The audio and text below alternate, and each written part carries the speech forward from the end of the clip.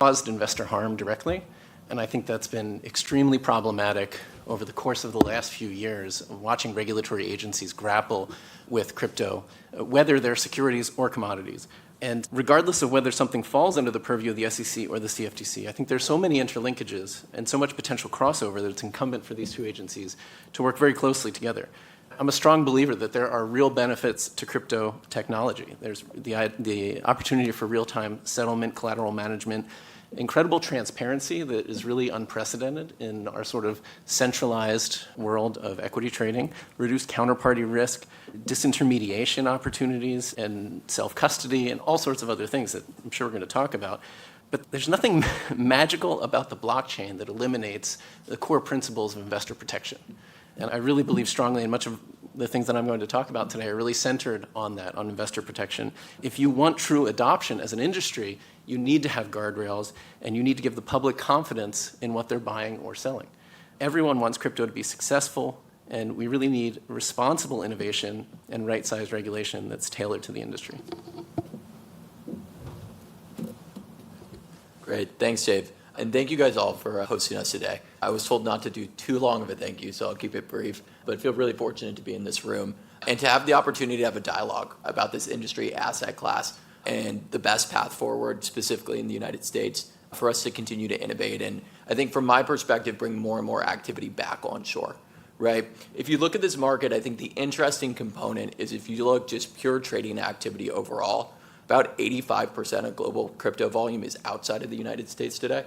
And I think that as Congress, SEC, CFTC are working to provide regulatory clarity to this space, and the president talks about US being the crypto hub of the world, that's the metric that I think we should be watching to really measure the success in terms of what we're able to do. And I know, like Dave mentioned, there's a lot of work that's being done around the definition of these different assets. I'm hopeful that we'll get legislation there. And on the question of, okay, where should the SEC focus? I think for the assumptions of this conversation, what I am making is that primary focus will obviously be on the security side of this space.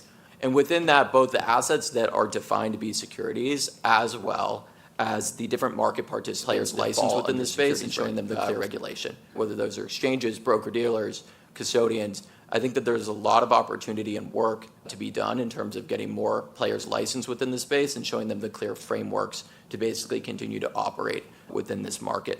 The last thing I would say is that I think that while the commodity side, I would imagine, would be out of scope in the net new legislation that we will see, I do think that there's really interesting conversations for us to have about how broker-dealers and other market participants actually can transact those assets, interact with different crypto commodities like Bitcoin.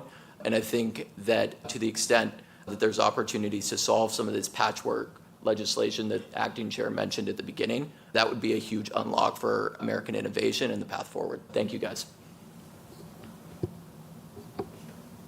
Thank you for having me. Just as an apology to any lawyers in the room, I'm not a lawyer. So when I use the word security or anything like this, I'm basically talking the way an economist would. It's something that people buy and sell because they think it has value. I realize that's a different world, but okay. So how do I think about markets? I think about people trying to access markets, and typically they go through an intermediary. Then I think about the actual performance of the market, what the characteristics are, and I think about what they're actually trading. And this is actually a very difficult problem in crypto by backward induction. What people are going to be trading in crypto markets typically is not designed or developed in the US. And so the usual restrictions or the usual things that the SEC does to ensure that everyone knows what's being traded, at the moment we don't know, right? We don't even know why these things have value. So this is a difficult problem that has to be solved. Then there's the question of how markets conduct themselves. And to some extent, we know how continuous limit order markets should work. We understand that. What we don't understand is exactly how automated market makers, for example, should work. And that's a different thing altogether. We also don't know how those two systems should interact when it comes to things like, what is the price at the moment? It depends. Am I in blockchain time? Am I in real time, right? And so this is complicated. Now, the thing that the SEC has always done, I think, really well, which is to look after people who have a little bit of money to invest, but are not fabulously sophisticated about it. And what does that mean? that means they're going through an intermediary to access the market. And it's got to be the case that the intermediaries that most people who are just trying to invest in these assets go through are intermediaries that are safe and secure, and they don't just blow up overnight. So that's something that I think the SEC should really focus on. Unfortunately, because this is a global asset class, you cannot prevent me, I don't think, maybe you can, I don't know. You can't prevent me from having some sort of wallet and accessing a blockchain directly and doing whatever. And in the past, we've used financial levels as essentially being denoting sophistication. In this world, what denotes sophistication is whether or not you're able to basically put a wallet that's non-custodial and do your own thing. And so I think really the focus should be on how usual people who have a little bit of money and aren't too sophisticated, how they access the market and to make sure that's safe. Those are great points. I will also start with a thank you. It's such a critical time for exactly this kind of engagement and to be able to have an open and transparent dialogue. And so it's great to be here, and we appreciate the opportunity to engage. I was also encouraged by, in the opening remarks, the reference to Reg ATS. I started my career actually on the floor of the New York Stock Exchange in 1992 and had the fortune of watching a lot of the rules and regs that were referenced actually coming into being. And ATS, out of all of those, probably had the most impact, I think, because it encouraged competition. And I think if there's one thing we've learned from how crypto works today is that competition has a lot to do with making markets orderly and well-functioning. So to me, this is a moment when we have a generational opportunity, I think, in a lot of ways, to really think back to first principles about the things that are most important: investor protection, fair and orderly markets, safety and soundness of assets, but using a lot of new tools and techniques to take a market that already is pretty efficient, but operationally make it even more efficient and more transparent and easier to comply and easier to show that customer assets are where they're supposed to be and that they're protected. But there are new and novel ways to do that I think will actually make markets even better and afford even more protections to the end retail users.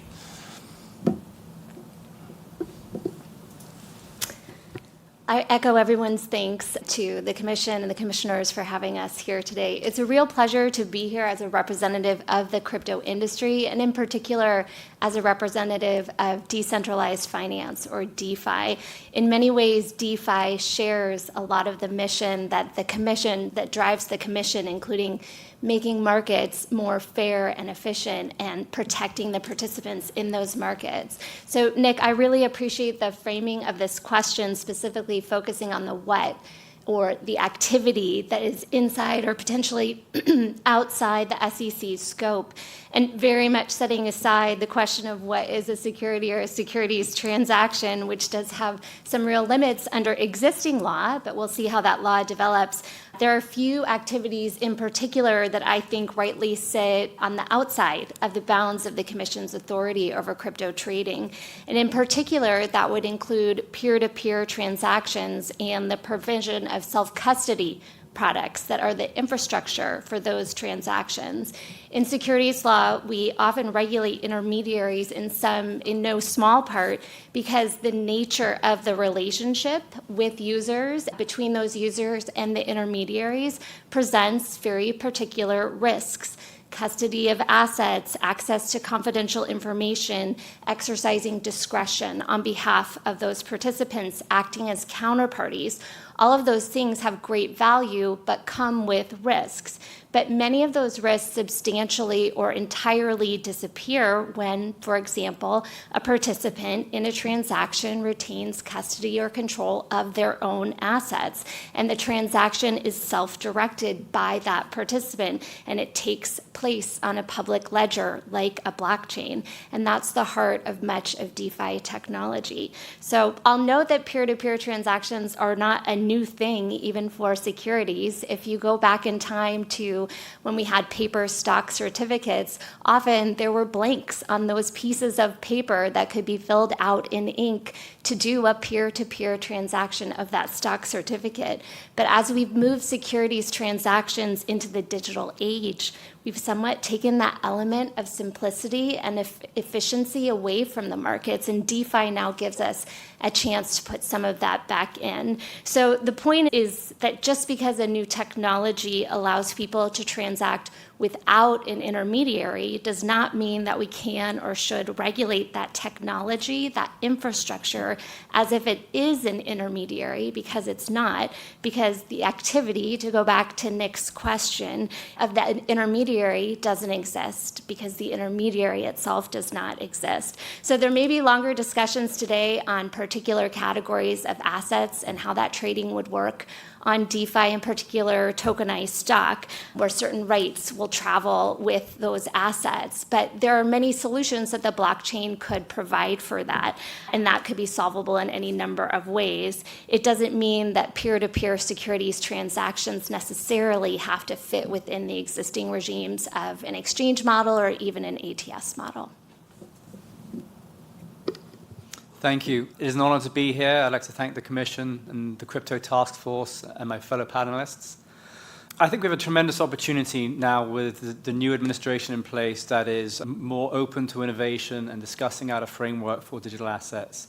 We have the opportunity to correct the policy gaps of the past and design a framework with clear rules that encourages fair and orderly markets, protects investors, promotes innovation, and cements the US position as a leader in digital assets.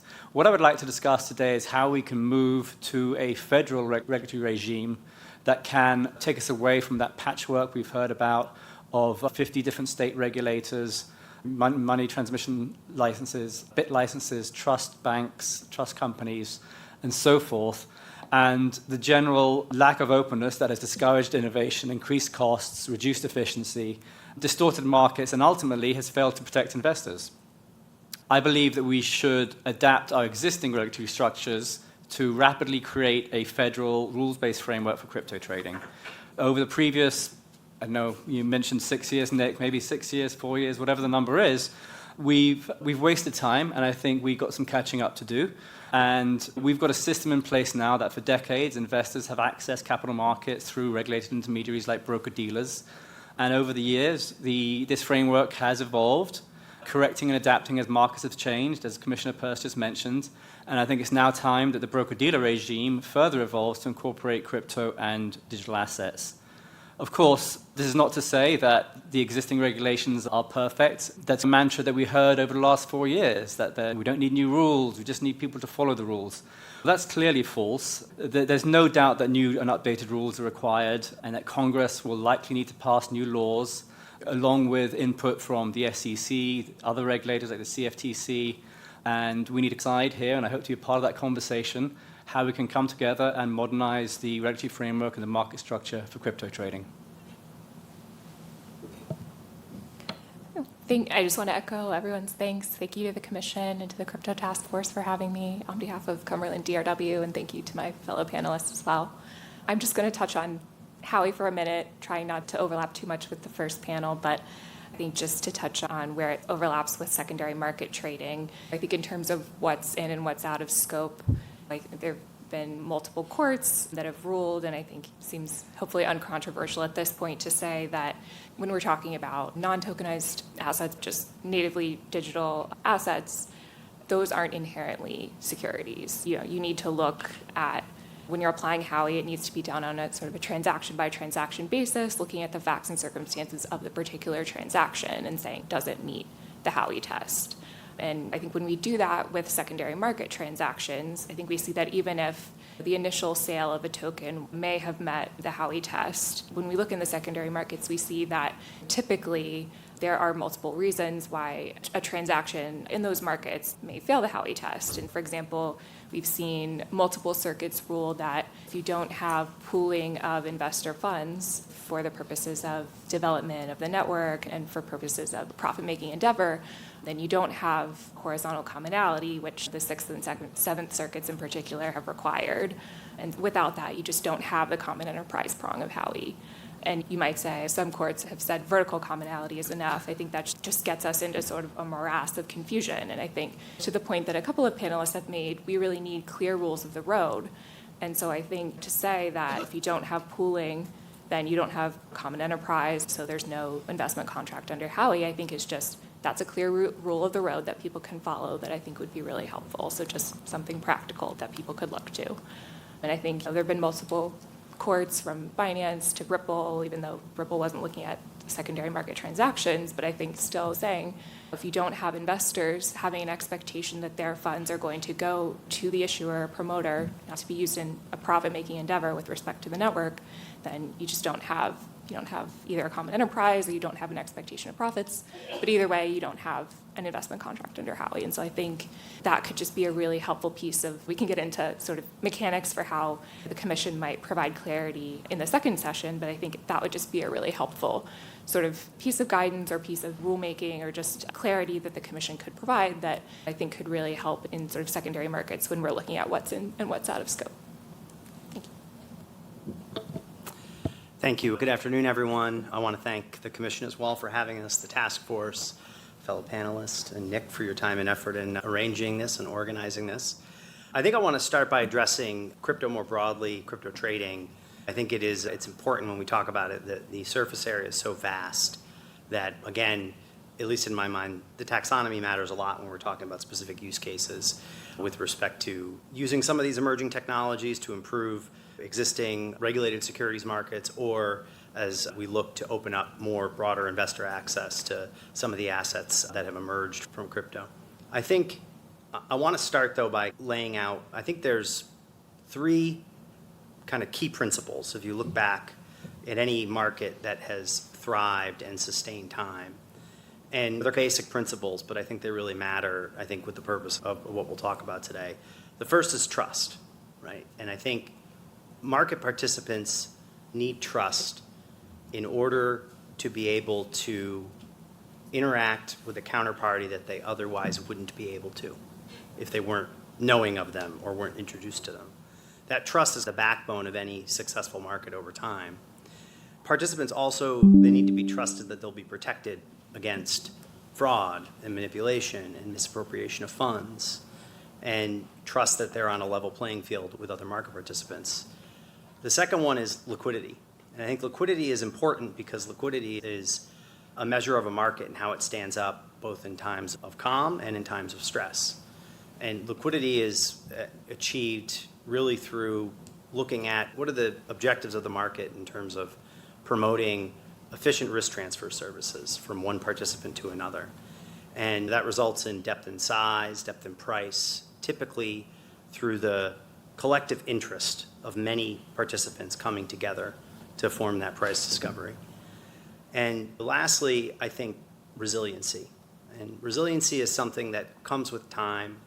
It is never been more important than it is in the information age we live in today, and really is not indicative that a market can't innovate and evolve. In fact, it's the opposite, right? You have to adopt new technologies.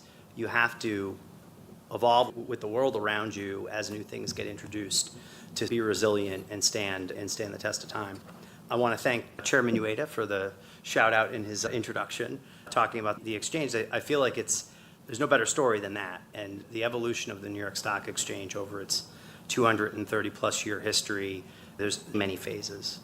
And I think one of the things that I thought would be good to share is there's nothing more, I think, relevant than the current phase we found ourselves in the last decade after Intercontinental Exchange acquired the NYSE. They made a concerted effort and a bet to overhaul the entire technology of the exchange, the back end, if you will. And it's so important because I think when people think of the New York Stock Exchange, they think of the six pillars of the facade of our building or our iconic trading floor. But if you were to look underneath the hood, you would find a highly sophisticated, state-of-the-art technology stack that literally gets tested every day and is at the cutting edge of what's pushing markets forward. And I think we've been reminded of that this past week as the broader market in terms of you have to be ready for the unexpected and be ready to stand up and provide those risk transference services. And I think that's important to point out now because these are the times when you need resiliency, right? And you need to trust that counterparties will be there when you need them to, and infrastructure will be there when you need them to. And I think a lot of that would not have been possible without competition, without the adoption of new technologies, but it also reminds me of the role that regulation plays in it. Regulation has a way of keeping the market participants accountable to one another and accountable to a North Star that is established by principles like the ones I mentioned.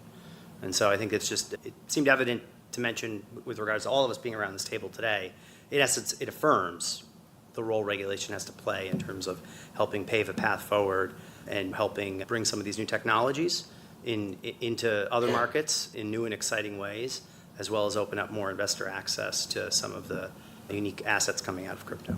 Thank you. The benefit of going last is I get to hear all the smart things other people said and say yes, yes. So I'll start with a couple of things. First is, look, we're talking about trading financial assets. As it turns out, we have lots of expertise in this room here, in this room out here. I'm looking at former commissioners of another agency and commissioners here. There's so much expertise in trading financial assets. We aren't starting with a blank slate here.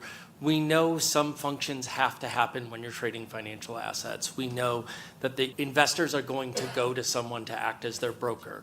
They may believe that they would want maybe that broker to be looking out for their best interests.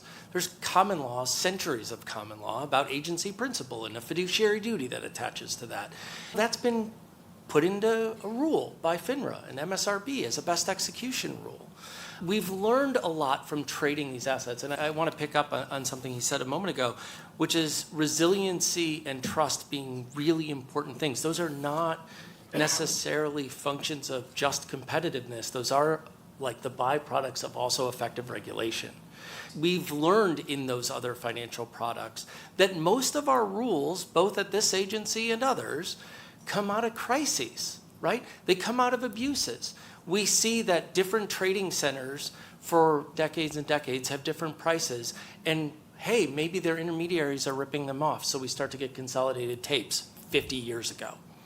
Then we see, hey, wait, we have a flash crash on May 6, 2010. I remember talking to many of you back then, and as it turns out, many of the folks here were like, hey, we should have some circuit breakers. We end up with a limit down rule that works on stability. We say, hey, we're worried about market access because as it turns out, we need to know who's coming into our markets and maybe causing abuses and manipulations. So we have a market access rule that comes from that. These are lessons we've learned in all of our markets. And I think when we talk about how to regulate trading digital assets, we should be learning pretty heavily from what we learned from trading other assets. We need to know, hey, is my broker looking out for me and my best interests and my best price or my best execution or not? Hey, how are they custodying that? Or how am I going to custody that? These are not new problems. Now, there are certainly things about digital assets, particularly in like clearing and settlement and other things that may be very different. But I'll also pose not so much, too. We also have an awful lot of off-chain trading. How do we reflect that in something like a consolidated tape? So I'll start with, when we think about what's the best way to do this, we should be thinking about what the function someone is serving. Are they serving as a trading center? Are they the exchange? Or a matching place between private participants? Are they acting as the broker? I will argue many of the folks that I interact with, Healthy Markets as pensions, investment advisors, and others, they may have great interest in trading digital assets and not investing directly because of this trust, because of the concerns with resiliency. They may feel much more comfortable going through a registered investment advisor and an ETP and relying on those protections and saying, look, registered investment advisor, this is your problem. You now have to figure out that stuff. We're relying on you for that level of expertise because we can't do it. We rely on, so when we think about what this should look like, I say start with the functions and then start with how do we regulate those functions today? Do we need things like best execution obligations? Absolutely. Do we need things like limit up, limit down some circuit breakers? Yes. Do we need consolidated tapes that are on and off chain? Absolutely. And I know, by the way, that's going to be very controversial. But I understand it, and we have to recognize that those things arose out of those things not existing before in other financial markets, and then something went wrong. Somebody abused it. Something broke. So that roundtable in 2018, I sat on the stage then, and I'm thrilled that we're doing this now. But we knew that there were abuses then, and hey, this commission could use to address it, and I'm thrilled that we're focusing on things that have had bipartisan support to promote competitiveness in the equity space, in the fixed income space, and I hope we can do it here. Thanks for the remarks from everyone. I feel like we got a really good, diverse set of perspectives. Oh, I apologize. Can I make yeah, one please. last point? Sorry, I didn't see Before you. we leave the what, I just wanted to go back to something that the commissioner said at the beginning, which is how the whatever taxonomy is imposed on this world of digital assets, that it's critically important that we think about the side-by-side trading of these, because even though for the purposes of this discussion, securities are in scope, I can almost guarantee that day one, there will be discussions about how those are traded in the same order book with tokenized money market funds and things that are deemed commodities. And so at the highest level, you could imagine a world where dual registration solves a lot of those things, but at the mechanical level, where is that an ATS? Is that whatever this new category that passes through the FIT bill is, et cetera? Those are critical issues that I think we have to begin with the end in mind in terms of coming up with solutions for, because it will almost certainly be a day one issue as this evolves. Anyone else want to jump in on that? If I could, yeah, it's not clear that USD is going to be the natural numeraire, and this is a huge problem. And so somebody has got to think through what the solution is. It's too difficult for me, but I want to pick up one thing too. I thought you were going to something David said earlier, and I wanted to pick up and agree violently with it. I think the fight over jurisdiction has been extremely troubling and disappointing. And one of the things I worry about, same thing with what's a security and what may be something immediately adjacent to it. We saw in pretty clear example in the flash crash with something in another market triggering a different related market. I can't think of a better example. There are lots of those things that happen day to day between options and equities and various swaps. We obviously saw another when we have equity derivative positions by someone get wildly over-concentrated, spread across a couple of banks and crater the market for a few minutes and hurt a lot of people. And so one of the things I think we really do have to worry about is, one, within products, what gets defined, but also across agencies. Thank you. Anyone else? No? Let's move on to the who for a moment. We talked about the what, and I have some ideas where in session 2 we can maybe elaborate on the what a little bit, particularly on your point there, Greg. But for the who, traditionally the SEC is regulating in the trading space, brokers and exchanges and transfer agents and adjacent capacities like clearing agencies. Who should the SEC be focused on with respect to crypto trading? And to the extent there is maybe an ordering of priority, what does the panel think that ordering of priority should be first? Like, who should go first? Who should the SEC be focusing on first? And to the extent you have why is that? I'll say if you're a would-be investor in a digital asset, you're going to call or communicate with someone to help you buy that, right? And so I would focus on them first, right? Because that's the interface. And so to me, that's the role that's posed by a broker. And now in the digital asset space, they may then collapse the next several roles into one entity. And I think we have to explore why. That certainly eliminating all the intermediaries and making sure that they're all under one roof saves costs. You can consolidate the profit centers. It certainly saves oversight. But there are reasons why right now we have rules segregating them. So I would start with my first order of priorities are, frankly, having brokers with things that are registered with a regulator. It could be a FINRA or someone like that. But basic obligations, know your customer, know the products. That doesn't mean you have to know the products in something more than like a 15C to 11 way, by the way. And that's an automated quotation rule. The commission's been wrestling with it for years. I apologize. But bipartisan recognition that if you're going to make quotations in a marketplace, you should have an understanding what it is, or at least an up-to-date understanding as much as you can. That might not be great. It may not be from the issuer, but it is what it is. I think we need to make sure that the brokers know who they're interacting with. They know what they're interacting in. They have some fiduciary duty to the customer. That might be my members who want to engage in this space. That's a duty of best execution. And by the way, the minute you impose that duty of best execution, you bring a ton more competitiveness and efficiency to the marketplace. Because one of the biggest challenges right now is if I go to that entity and that entity may have a wildly inferior price to someone else, I'll get an execution on that entity. And that may be far worse than what I would get if I was in an equity space where that broker-dealer has to survey a public tape or the consolidated proprietary feeds that they've been putting together and do that. So for me, it's having that broker-level oversight where you know what your customer is, you know who your customer is, you know what it is you're trading, you have the obligation to look out for them, and you have a reference so that they have some form of a tape so that they can do that job, so they can look out to the other venues and figure what's best. Because I will say that is a major inhibitor for some of the largest, particularly if you think of those like public pension funds and others who have fiduciary obligations and state restrictions. Those are the things that are going to act as barriers to them. And part of the reason why their interfaces with digital assets are largely through regulated traditional securities firms. I agree with that. I think that starting with brokers makes the most sense.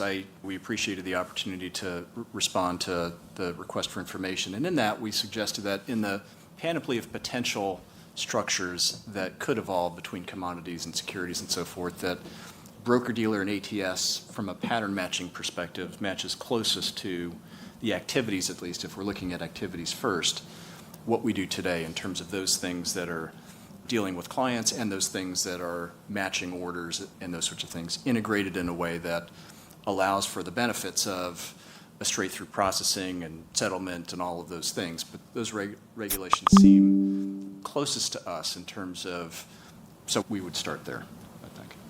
Go ahead, Dave. I think that, I guess I can agree with starting with the broker. I'm not sure that I have a good conception, though, of how to prioritize this, but I do have maybe more of an end state in mind, which is I think that we want to the greatest extent possible, bring crypto trading on exchange. And in order to do that, there's a lot that needs to happen. But all of it seems very doable, especially within the current regulatory system, without really needing to go too far down the path of new legislation or anything. We could take existing disclosure standards and the SEC, and I know I'm maybe like treading on like recommendations, and I'm trying not to do that, but I think the SEC can do a lot with guidance to bring disclosure standards and registration standards to the point where you can start to get things registered. And the SEC can say, we want this to be with national securities exchanges to the greatest extent possible, and therefore we're going to allow for trading of both securities and non-security assets, and at the same time expand the concept of special purpose broker to also allow brokers to custody non-security crypto assets and crypto security assets and traditional securities. I think if you want to bring crypto trading into the world in which you have investor protection and investor trust, and that word is so important, trust, and you want this industry to expand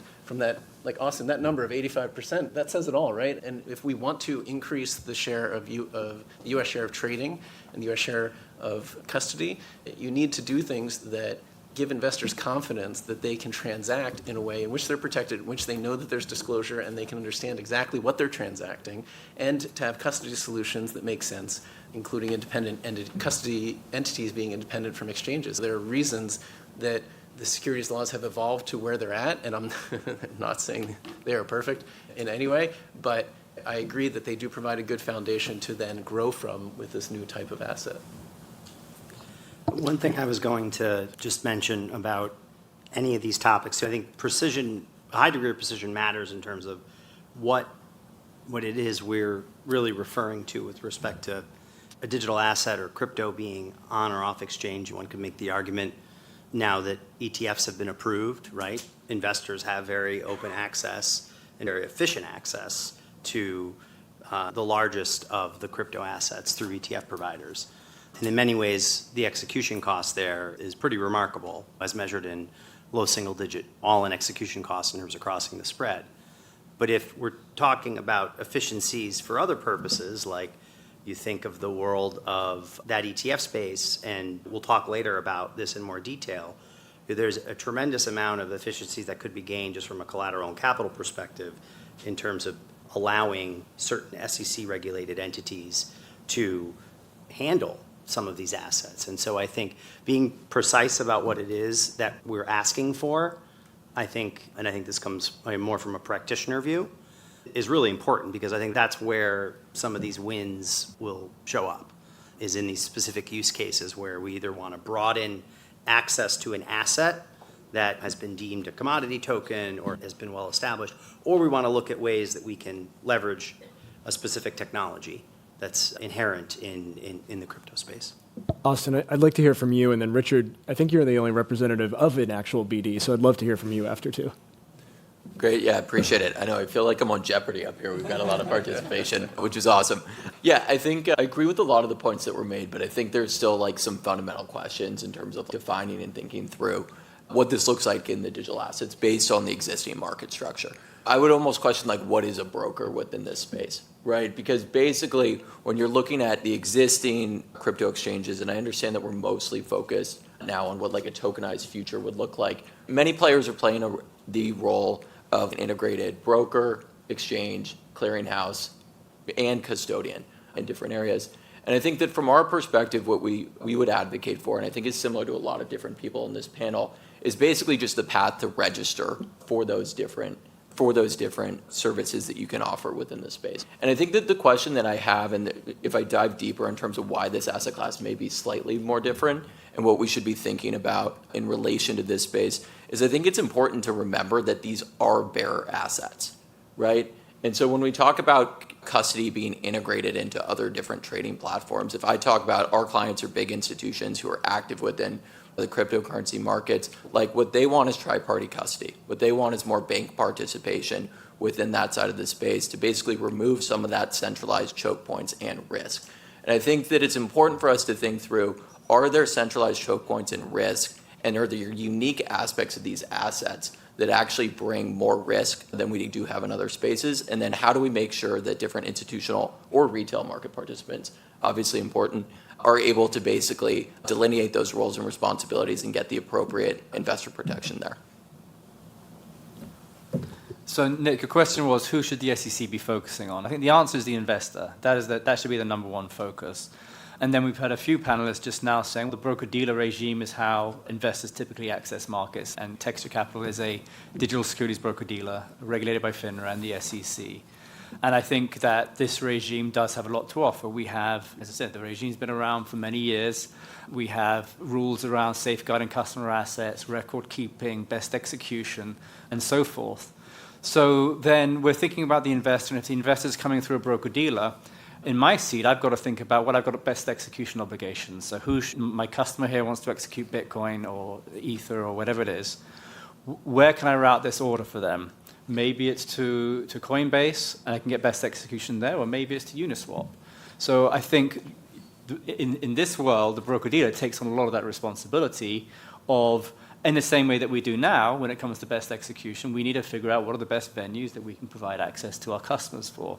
And then another consideration is, what are the custody arrangements? Is it going to be through a clearing broker, perhaps for the cash, perhaps we'll need other entities if there's stable coins, and certainly if there's crypto involved. So I think once you start looking at the broker-dealer regime, it all trickles down to everything else, custody, exchanges, and so forth. So I don't think we can really start with one thing. We have to tackle them all in the same time. Catherine, go ahead, yeah. I would feel remiss if I didn't ask the flip side of Austin's question when he said, what is a broker, and say, what is not a broker?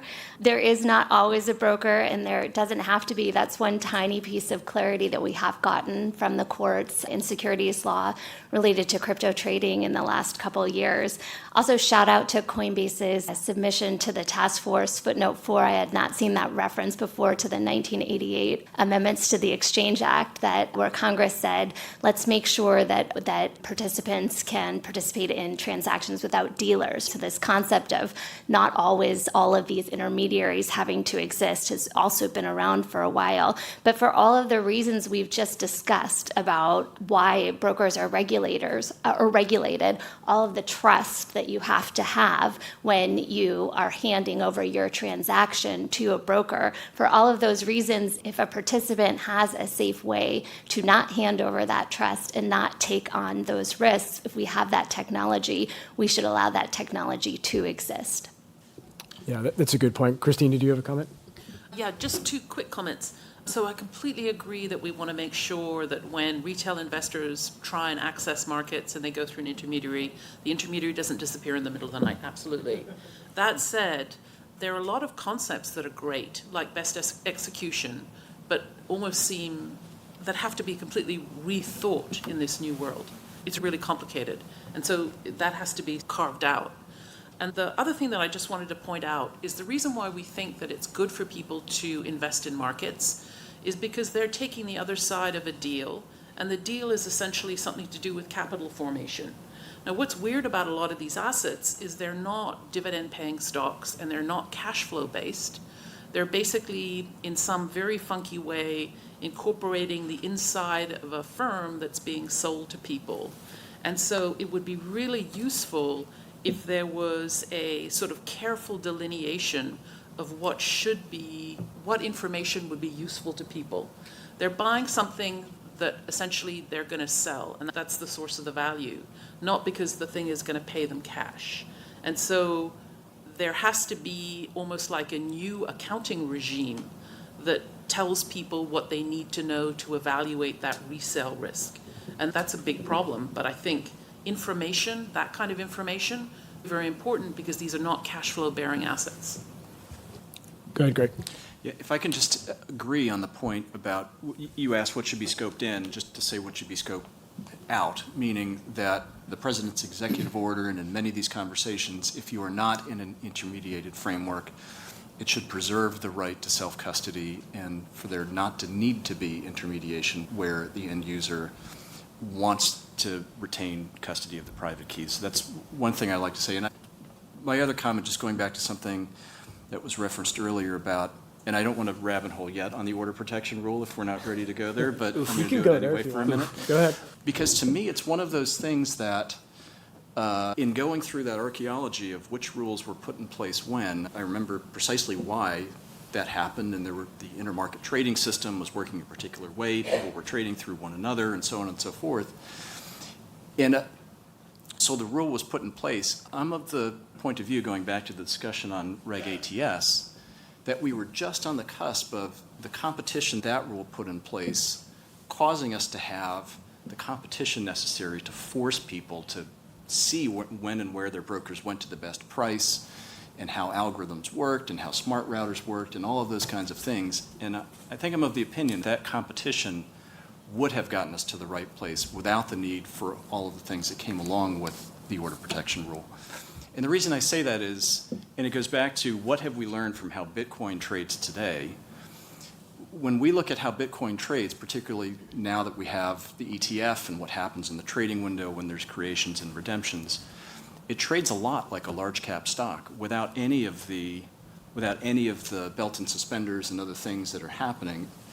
It has similar transaction cost. In fact, it's less than many of the top decile of the S&P 500. And I say that because in this moment when we're going back to first principles, I think we have to ask, like, some things are going to be really important, investor protection and how we do segregation and so forth, but I think we have to examine each and every one to say, is this thing really still needed? And that to me was a good example, which is why I wanted to bring it up. So I'd really like to add on to that because I think it's important when you talk about the order protection rule, which is one example here. I think it's important that everyone remembers that we'll soon have a new SEC commissioner, a chairman, who was a commissioner 19 years ago and was a dissenting against Reg NMS. In his dissent, this is Commissioner Atkins, he specifically referenced the order protection rule as the reason for his defense and his dissent, and noted that it would focus innovation around speed, which indeed it had. And I agree with you, Greg. I think we would definitely have got there anyway without that. So it was whilst it was needed for a moment in time there, I don't think that's needed anymore, and we certainly shouldn't consider an order protection rule for crypto. I've got a quote here from Commissioner Peirce from quite recently. We ought not be bound by the way we have long regulated existing financial markets. We should welcome the opportunity to reevaluate existing regulation in the light of these questions and ensure its appropriateness for both traditional and new markets. So I think, what I take from that is that we can learn a lot from crypto markets that can improve our traditional markets as well, like the order protection rule. Another thing that we had in Reg NMS was the ban on locked and crossed markets. We have locked and crossed markets in crypto all the time. And guess what? They unlock and they uncross, and things seem to work fine. So I think we've got a lot of lessons. It's not just about imposing TradFi rules on crypto. It's about what can we learn from the evolution of markets from crypto and look at the overall rules that we had, including TradFi. Ty, go ahead. Yeah, I think I want to pick up on something a little bit earlier too. For those who don't know, the order protection rule is a backstop for best execution, but it, rather than being related to brokers, it somehow applies to the exchanges and says you can't do something that you would otherwise do, which is a weird way to go about it, but there were good reasons at the time to take this approach. One of the things you think about is if you have some of the disclosures we now have, bipartisan adopted during the first Trump administration, 605 and 606, which are order routing and execution relating disclosures. If you see trade confirms that actually tell the customer how their orders are routed. If you have, for lack of a better phrase, a useful tape that they can go back and do a transaction cost analysis on so they know if their broker's really doing a good job or not. Because that's where institutional investors are going to be focused on. I need to know if they're doing a good job for me or not. And if you hear even many of the largest institutional investors in the equities markets are saying the order protection rule doesn't help us now as much as it may hurt us. But knowing how their orders are handled, knowing what the real market looks like from public tapes, and being able to perform an analysis, they can actually police themselves. So I think that's a great example of the order protection rule exists as a best execution protection, but it's focused on the wrong entities and in a haphazard way that we could say, hey, maybe that's not the thing here, but it does put more focus on the need for the transparency of orders and executions across, frankly, on and off chain and across all of the different venues. One of the things to remember with at least a piece of how OPR ended up being implemented was it borrowed from how many of the ECNs prior to Reg NMS routed to one another. And so there was this commercial adoption of, hey, you might have a better price. I'm trying to get a better price for my client. Let's connect and we'll route to one another. And so the implementation of that and the requirement of it relied on private connectivity from one exchange to another. And I think that's something, too, to look at. I was thinking about this when Richard was talking about best X from a broker-dealer perspective with respect to Bitcoin or Ethereum. It's really interesting to think about what does that look like in a world where a broker-dealer could have a crypto asset alongside an ETF. And I think one of the things that I just find fascinating is the spread plus execution cost in basis point difference between ETFs, the most liquid ETFs, and the cash crypto market. And there are different elements of what you can do. If you own a Bitcoin, right, you can self-custody it, it's on-chain. But to me, those are just interesting things. And what is it about all of the built-up regulatory constructs that exist in U.S. equities, the adaptation, right? Don't discount for 1 second that market participants, whether they live in securities land, in equities, or in crypto, like the practitioners in the market are very thoughtful and mindful individuals that have economic objectives that are first principles of trading that, if there's a will, there's a way. And so regulation often is set, and then market structure evolves around it and becomes something that really might not have been intended originally. And I think many of us that are close to equities feel that way. There are many things about NMS and OPR that have led to the law of unintended consequences. But I would just say coupling NMS too much with crypto trading, we also have to be mindful of not just addressing the things with NMS that we want to address, even though it's been tried many times. They're two different things. And John, you raised a good point there regarding NMS aspects that perhaps we should absolutely not carry forward with respect to crypto trading. And I think there are probably, in my mind, perhaps more in that category than there are things we should maintain.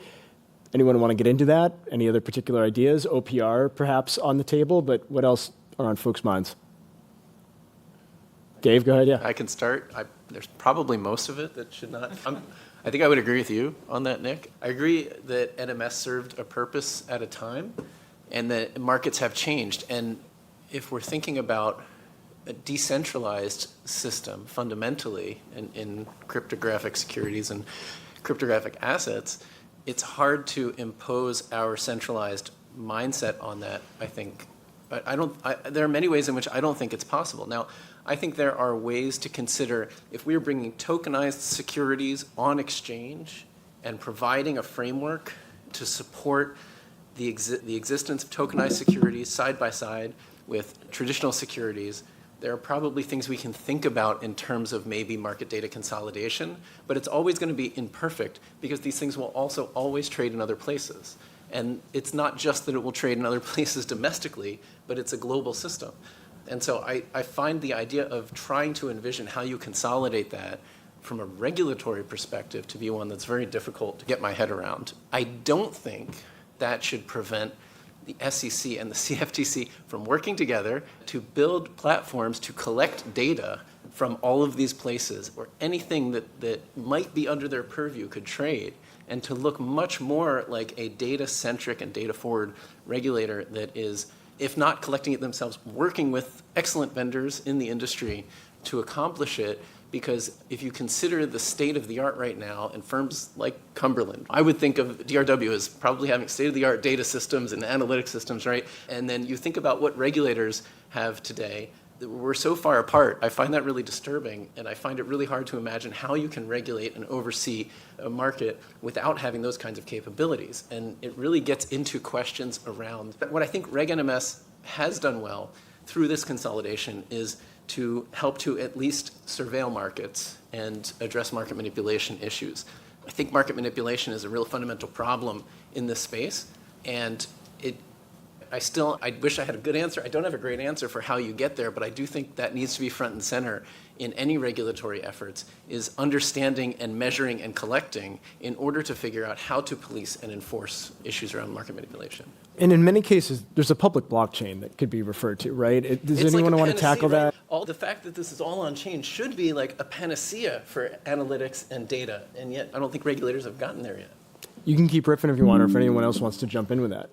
There are some analogs, right? So to the extent that you have, for example, transactions that don't occur on exchanges end up being reported someplace, right?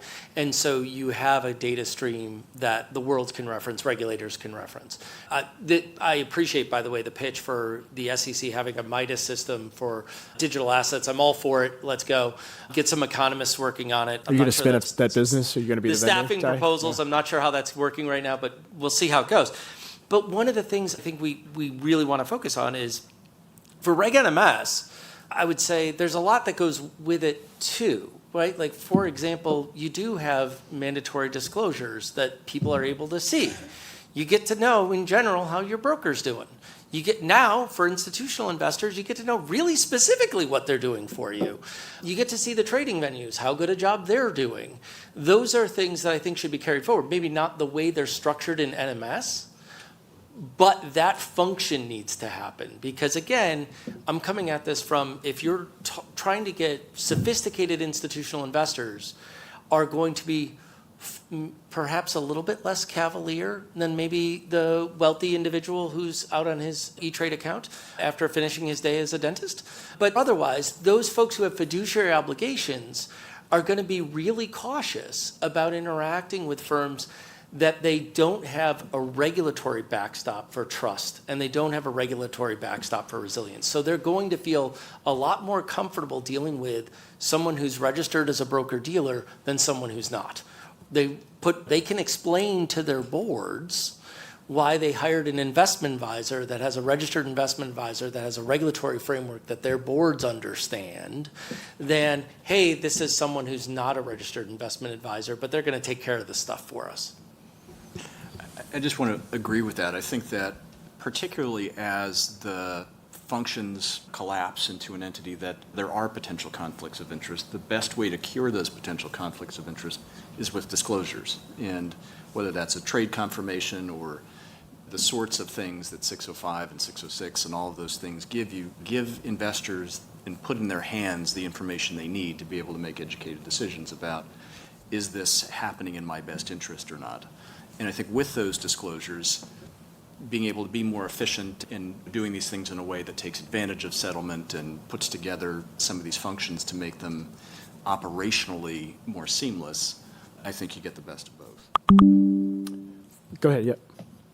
I was just going to add on to that. In addition to just thinking about multiple functions in a single entity, it's not just disclosures. When the technology advances, that you end up losing the reason for having that natural segregation, like for clearing agents. It used to be that clearing agents exist both to take custody, centrally custody assets, but perhaps also because the time for settlement took so long, those things are disappearing. And so then it can make a lot more sense, and you are not in the risk profile that you were years ago in a crypto trading world if someone is performing those functions of a clearing agent without those risks alongside other functions. So just to build on what Greg had said there. What about using the blockchain for price discovery, transparency? Any thoughts on that? How much is occurring on it? That's one of the things that we have to know, time horizons and how much is actually getting reported and when and in what fashion. If you're in a world where everything is reported nearly instantaneously, and we have firms here who are making decisions in nanoseconds on trading, and there's a lot to be made in those nanoseconds. And so if we're talking about reporting to blockchain that's measured in things that aren't nanoseconds and positions that may or may not ever be reported, it creates a significant challenge. These aren't new challenges, by the way. We have the exact same challenges in the U.S. equities markets, right? When we have a derivative position that doesn't have to be reported, but if it was an actual equity position, it would be, we end up with opportunities for problems like Archegos. So we have to recognize that none of these issues are particularly new. We just get a new chance to think about why we did them this way, and maybe we could do them differently. But I think the blockchain offers a great reference point, certainly a great starting point, but you also have to get to what off-chain. Are you talking about de minimis exceptions? Are you talking about de minimis on a digital asset by digital asset? Are you talking about de minimis that looks at firms? Are you talking about a de minimis that is, hey, if this is self-custody? Because, again, I don't want to skip into another topic, but we're not just talking about the trading, we're also talking about positions.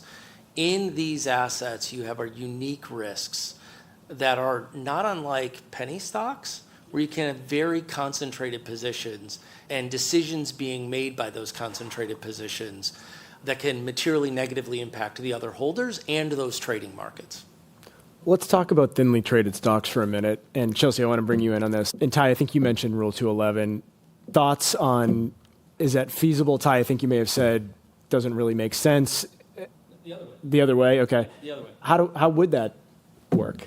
Yeah, I think from our perspective, I think 15C211, like something like it, where you have this obligation to make sure that information is current, it's publicly available, having disclosures about the material aspects of a token and how the underlying network works, governance, the project team, and their holdings of tokens, the point you just made, Ty. I think that is important. That's healthy for markets. I think there are some aspects of the current 15C211 that maybe don't work well for natively digital crypto assets. Things like you have to have financial statements of the issuer, you have to have the name and address of the transfer agent. You think part of the sort of value proposition of a lot of these assets is that the blockchain serves the role of a transfer agent, so you may not have that. So I think there's areas where, with maybe we can talk a little later about maybe an exemptive order or staff relief or something like that could make the rule fit well with crypto assets. But I think the general idea of something like a 15C211 type of disclosure, I think, is good for markets, and that kind of transparency is helpful. Yeah, I know it's not what you'd necessarily think. Totally agree. So I think there's an important aspect here of the OTC markets do a pretty reasonable job of telling you, hey, this is something for which there's no real information available, and oh, by the way, here's something for which there is. And brokers are expected to have an understanding of what's going on in that asset.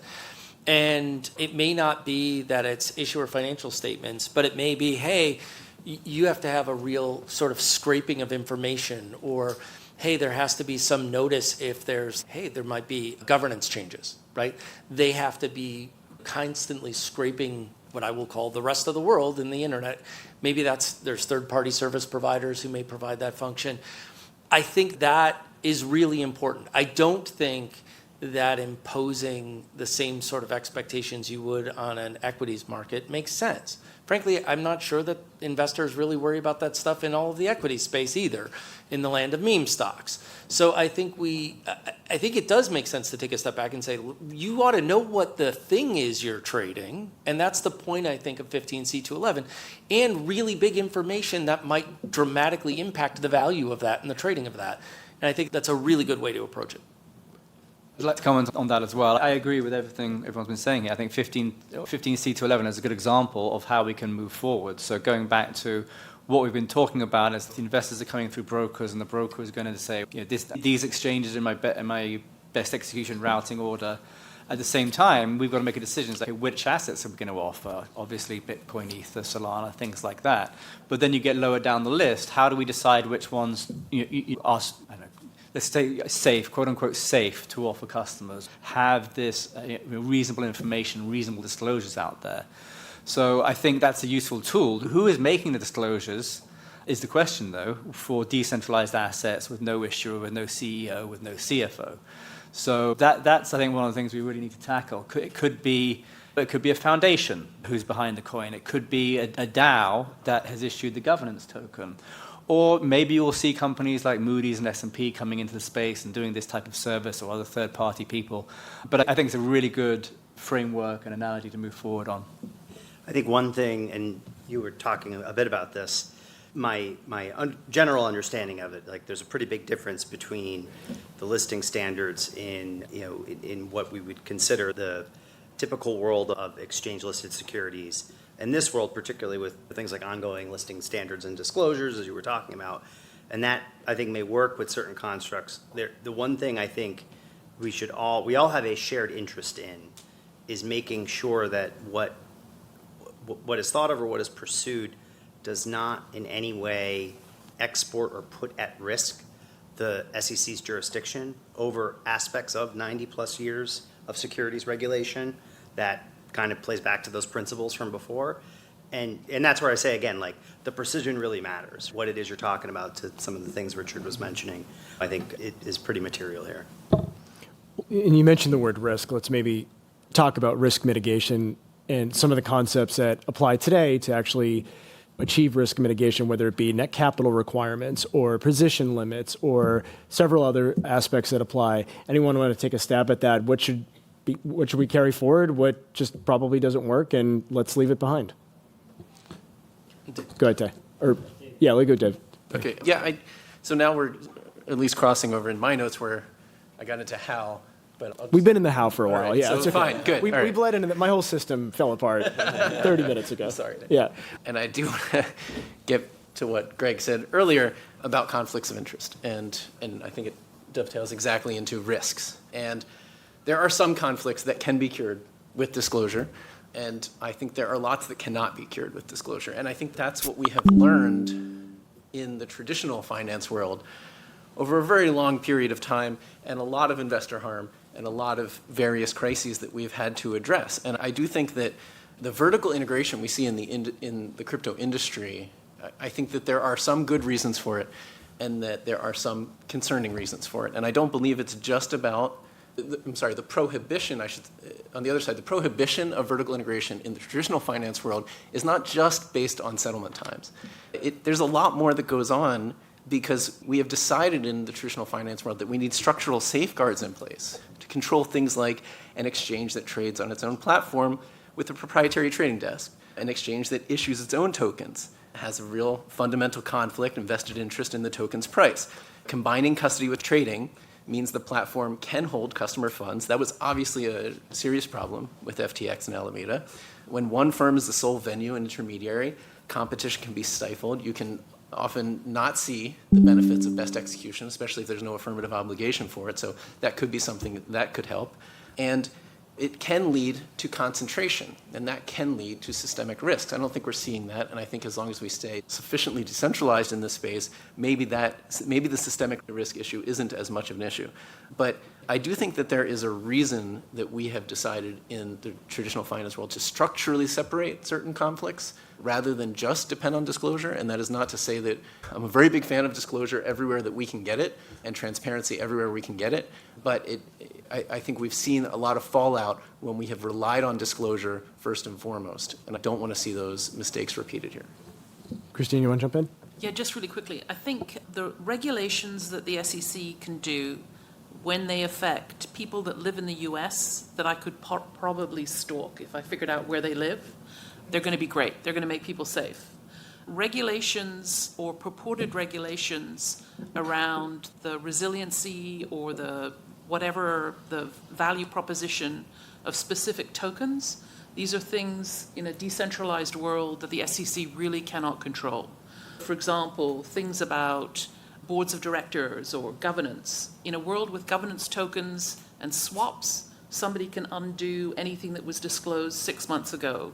So I think it's really important for whatever the SEC decides to do to basically make clear that it can speak directly to institutions in the US that are customer facing.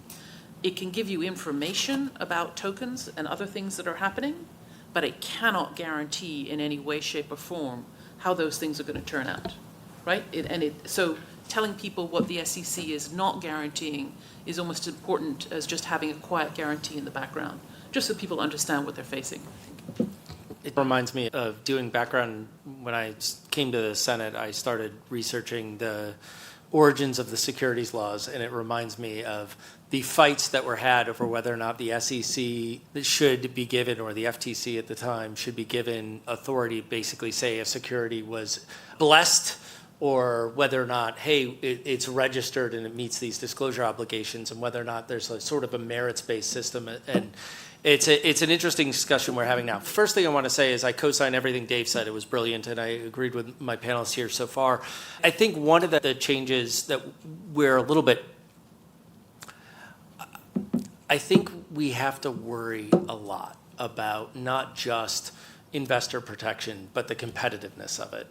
And I think when we think about the competitiveness and the efficiency and the integrity and frankly the fairness, that's the SEC's mission.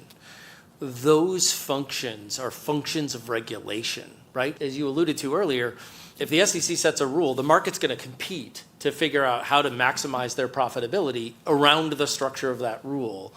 And it doesn't necessarily work the other way around. And in the absence of a clear best execution obligation, there's a heck of a lot of not best execution that goes on. And we would make this market a lot more competitive if there was a more direct best execution obligation. I would argue, I spend a lot of my time on behalf of large institutional investors thinking about how they manage counterparty risk.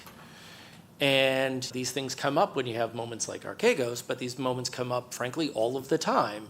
And sadly, my career has been marked by extreme moments of that, be it, let's just call it September of 2008. Let's call it, frankly, every 3 or 4 or 5 years, there's these significant moments of counterparty risk. If you're an institutional investor and you believe in a digital asset, it is, and at the same time, you have perhaps a statutorily, maybe state statute, maybe regulatory imposed fiduciary obligation. It is extremely difficult to engage in the native space right now. Those folks at Coinbase and others who are trying to do so are finding it very challenging, in part because they don't get to say, hey, FINRA rules and these SEC structures are protecting you beyond of what I may promise. Going back to trust and resiliency, promises are nice from financial firms, but it's a lot better when you have the full force of the federal government ensuring that trust exists and is well-founded. I agree. And I think today, when we say assets are backed one for one, it would be nice to say in the future, and by the way, 15C33 and all of these things require that assets 100%. are segregated and all those sorts of things. But I do want to go back to something that Dave said, and maybe Dave, a question, which is today within the broker-dealer, if we're pattern matching to broker-dealer and ATS, that variety of things happen today in the broker-dealer world where you act in a variety of different capacities and you're matching orders. And how in your mind is that different than I think what is proposed to move towards. And those conflicts of interest that happen within a broker-dealer are often cured through disclosure. We're not mandating that it all happen in this sort of broker exchange clearinghouse taxonomy, for example. Maybe my perspective on this isn't a very popular one. I don't believe they have been cured through disclosure. I'm against ATSs operated by routed broker-dealers, have been for a long time. I'm against internalization and the fundamental conflicts of interest that payment for order flow pose in the equity space. We like to say that they have been disclosed away, but they haven't. And we like to say that we get best execution in the traditional equity space. We don't. We get good enough execution and not best execution. I think there's a fundamental difference between those two, and I believe that there are ways structurally we can address those conflicts.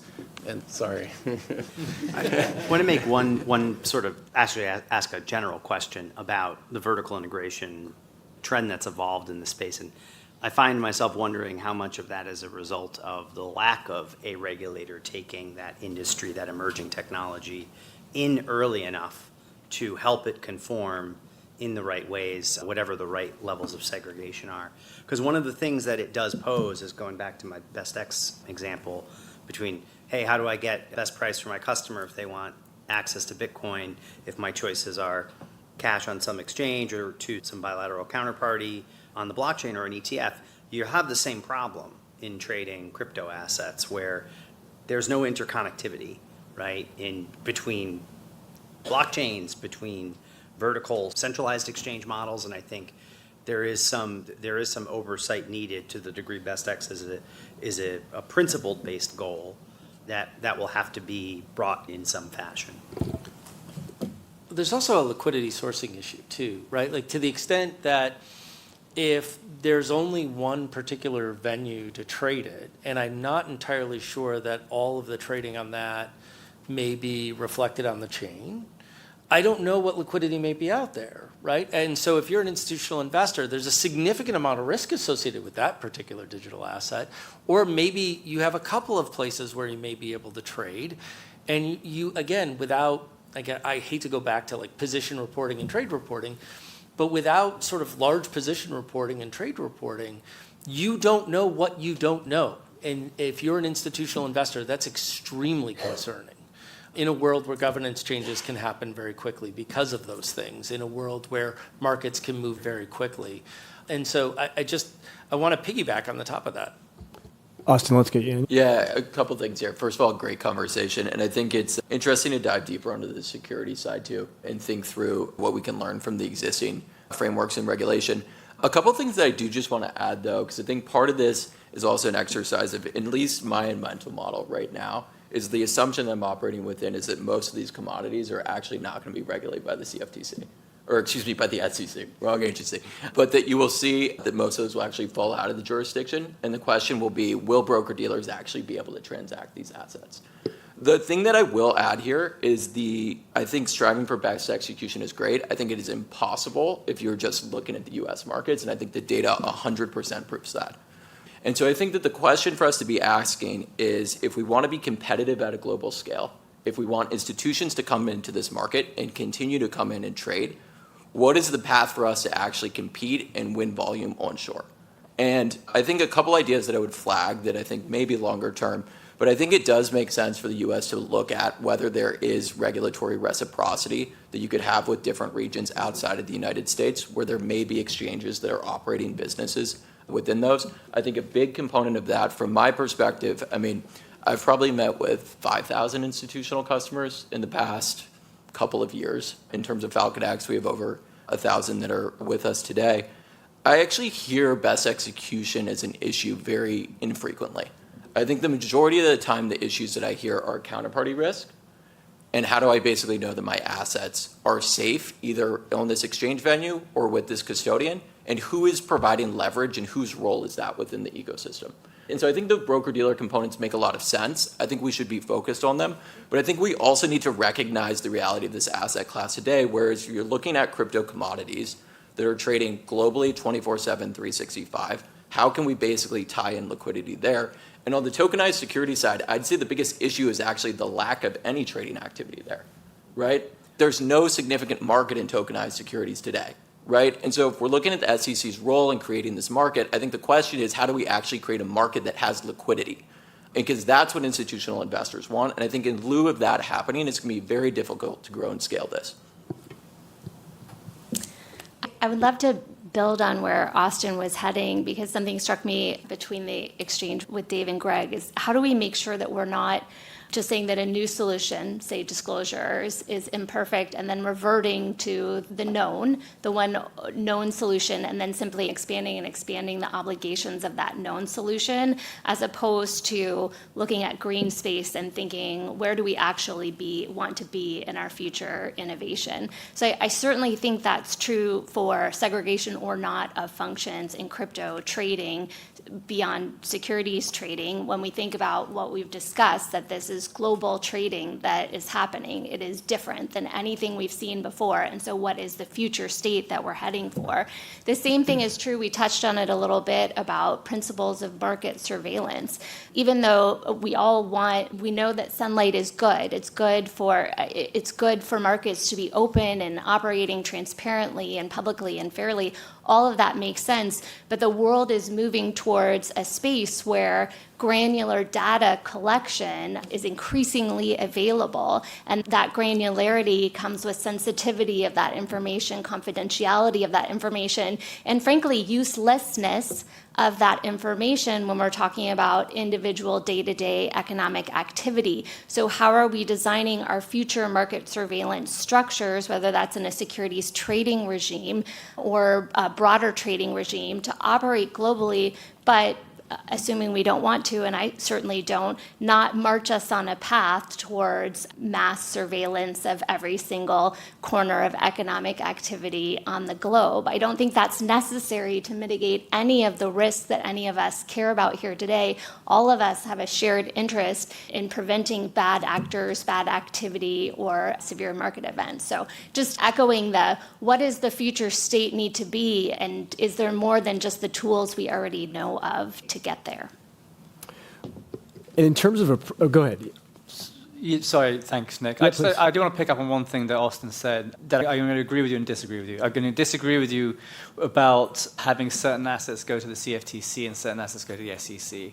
I think we need to stop pretending that it makes sense for there to be two separate regulatory agencies. They should really be merged. So let's not, when we make new rules, we're not going to do that, we're not going to solve that today, but when we make new rules, let's not exacerbate this silly separation that we have. People want to, you can trade the TQQQ is very similar risk profile to a NASDAQ futures contract, but different regulators. So I think we definitely, and that was one of the issues I had with the FIT 21 bill, is that it did have this bifurcation. So I hope we move beyond that in the new market structure bill. But what I think you are absolutely spot on about is the global nature of this asset class. Catherine echoed that as well. And that's clearly, a lot of these activities are outside the jurisdiction of the SEC. So we have to recognize that the SEC can't regulate everything here. And if we start with saying, obviously they can't regulate global markets, then we need to understand that, well, these global markets are going to be trading anyway. And they may have different prices in Korea or other areas. Is going to those markets best execution or not? So I think we have to think about that. And maybe to your point, Catherine, is that there's going to be other markets that are going to be fully decentralized, no headquarters, no owners, and so forth. And I don't know if it's going to be possible for the SEC to regulate these venues. And so we may end up having to have a version of rules for the US, and there's going to be for the institutional investors and for everyday folks who are less experienced. They can come through a regulated broker-dealer, but we have to be aware this is a global asset class that trades 24/7, and there are going to be pockets, very large ones it sounds like, that are trading outside of the purview of the US government here. Okay, so I have very bad flashbacks to late 2009 and early 2010, working across the park here in the United States Senate building and trying to negotiate with a very shy person, you may have heard of him, Gary Gensler, about what he thought cross-border derivative regulation should look like. And it went about as well for me as it did for many staff here. I apologize. And the reality is these issues aren't new. As it turns out, commodities trade globally. As it turns out, there are other trading venues outside of the U.S. jurisdiction. I think there is something you mentioned earlier about reciprocity. That in and of itself is, as anyone who's ever been involved in that process, sadly I have, some of the people here have as well, it's a bit of a nightmare, but it can be done. And one of the things I think we have to recognize is, much like the commodities markets that Austin just referenced, we're not doing anything that's new here. There isn't anything particular about a Bitcoin trading that's fundamentally different than trading other assets that are also regulated by other venues and other brokers and other regulators outside of our borders.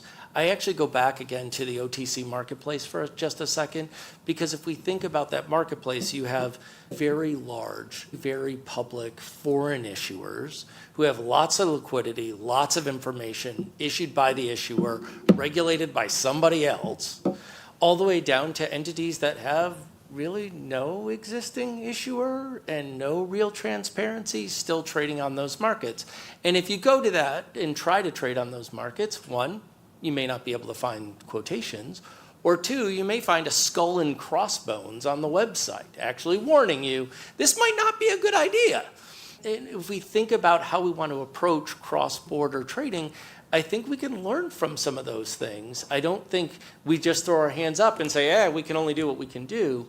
I think you do that by bilateral negotiations with other jurisdictions, much like we've had to do in other areas. It ain't fun. It takes a long time. And there's a lot of discussions that have to go back and forth, but you do your best. Let's actually go to the technology. We talked a little bit earlier about ways in which the Commission might be able to actually utilize technology like public blockchains to aid in its mission and regulation and perhaps even surveillance.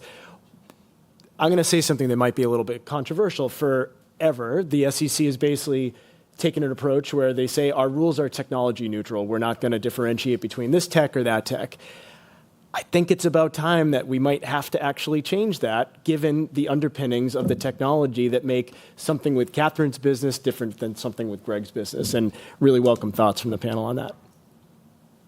I think looking back historically, we were talking about order routing, and in many ways, aspects of a very prescriptive set of market structure rules like NMS did incorporate ways technology had evolved in industry.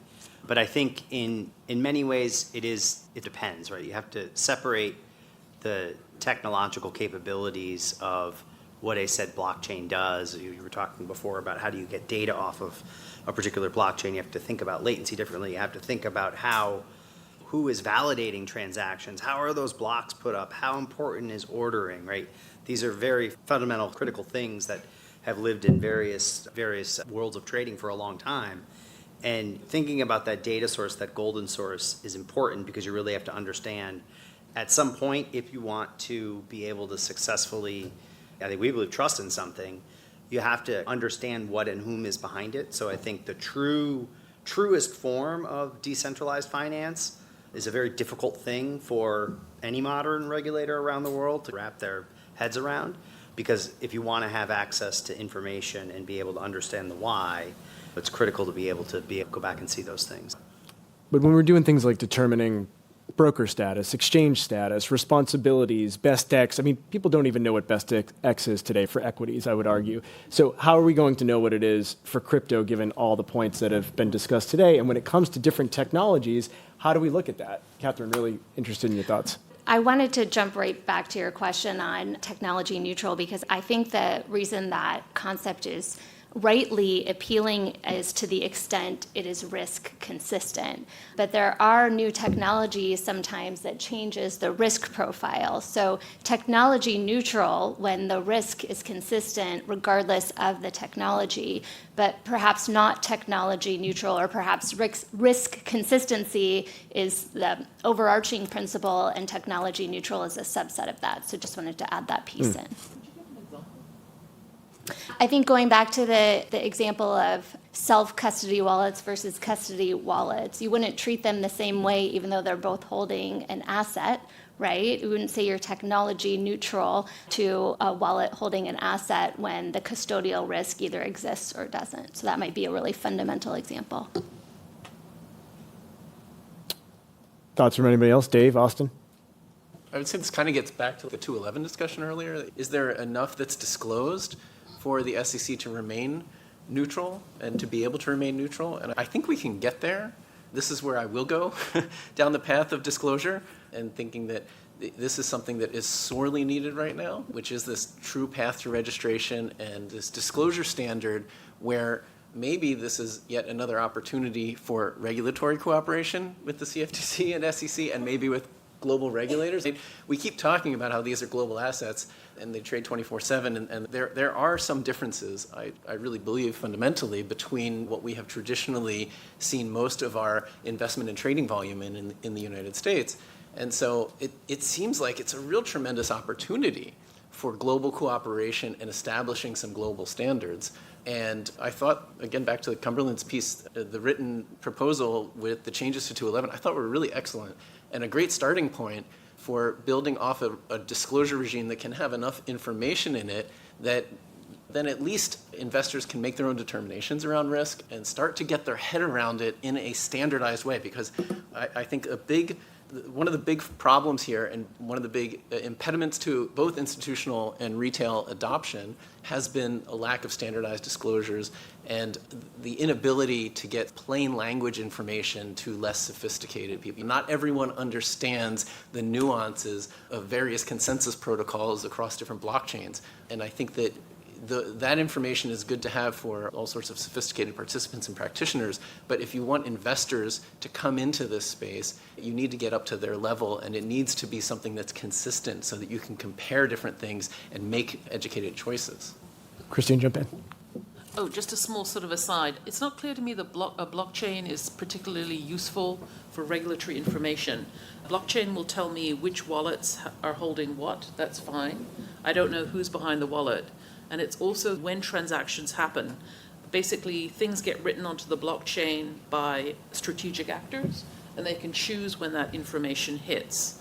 So basically, they can do essentially a private transaction. It's perhaps not the best way of monitoring what people are doing.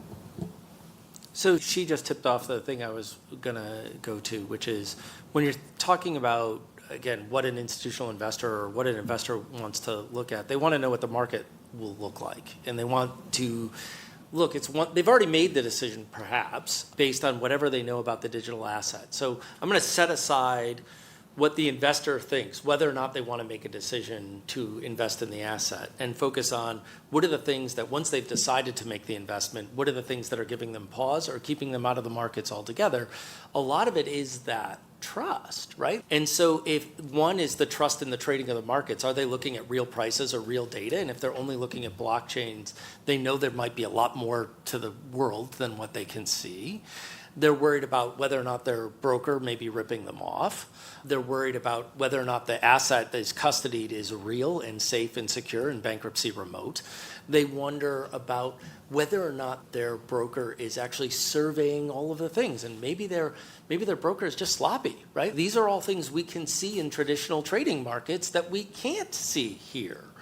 And so if you try to scale that up to millions or billions of dollars of investment for a single or maybe a handful of institutional investors, those things go from things that maybe I, in my retail crypto account, might ignore, but they're not going to, and they can't. Chelsea, jump in. Yeah, so just piggybacking off of both those comments and thinking about how timing mismatches work between transactions and then it's showing up on the blockchain. I think that can actually lead to Austin's point about needing to have commodities being able to be traded alongside with securities pairs together, because I think otherwise you're going to face a situation where a lot of times that we at Cumberland face today, where you've got sort of one side of the transaction happening in crypto and the other in fiat, and you've just got these timing mismatches where the crypto leg can be settled essentially right away, but then the fiat leg might take a day, it might take multiple days if it's over a weekend. And to tie to your point about counterparty credit risk, like that, if you're going days with one side having settled the trade and the other one sort of waiting to settle, I think that creates a lot of risk that, if you've got stable coins in the mix and you're able to have a broker dealer that can have stable coins trading alongside, whether it's tokenized securities or natively digital securities, I think that can help mitigate a lot of the counterparty credit risk that you have. But I think there are a number of barriers to that. And I think one is this concept of automatic 100% haircut that we saw in the vacated dealer rule and otherwise for non-security crypto assets. And I think maybe that's justified for some crypto assets out there that are less liquid, more volatile. But I just think for Bitcoin, for Ether, for stable coins, just to say automatically we have a 100% haircut without looking at the data of is that warranted, I think that's going to kill a business that where if you're trying to put commodities and securities, crypto assets together under one roof, I just think it's going to make it prohibitively expensive to do that. So I think we should at least have sort of a data-driven look at whether that makes sense and whether maybe we start with the standard 20% haircut for readily marketable commodities. We say, which crypto assets do we think are readily marketable? I think piggybacking off of what John said, if we've got crypto assets that are liquid enough to support ETPs trading on the underlying or futures trading on the underlying, like maybe that's a good place to start. Do we think those are readily marketable? Do we think those could have a haircut less than 100%? But those are just my thoughts. And we're at time, and I think that's actually a really good segue to session 2 at 3:30. So we're going to take about a 30-minute break. I hope our internet friends are still here with us. Thank you for everyone here who's stuck with us, and I thought that was a really great conversation. Looking forward to picking it back up. Thanks, everybody.